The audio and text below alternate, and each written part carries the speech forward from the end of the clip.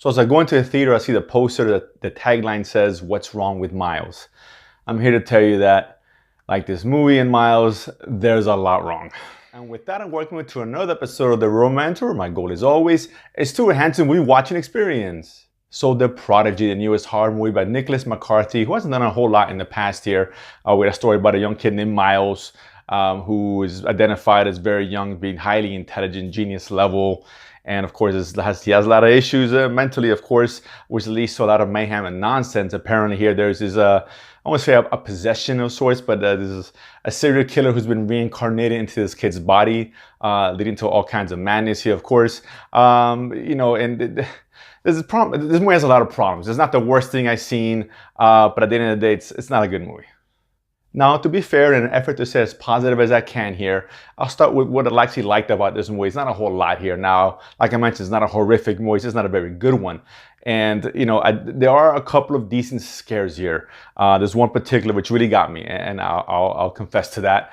But I think it was shown in one of the trailers, which is really disappointing here because this movie only has a couple of real scares in it, and it gave the best one away already in the trailer.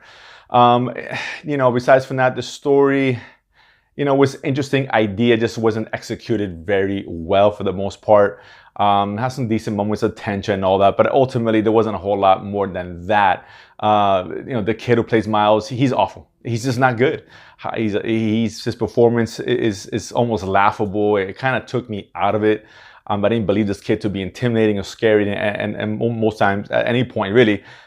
A few times he kind of popped in on some cool dialogue he was given, but for the most part, it just didn't work for me.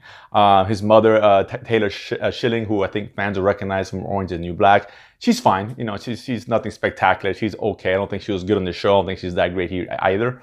But she's not the worst thing about the movie here. Unfortunately, like a horror movie, like I always say, it needs to be scary. And this is where this movie really fails, aside from those couple of scenes that I mentioned. Now, it's very unfortunate because this movie has a lot of good ideas. It's just not executed very well, and I think that lands on the director.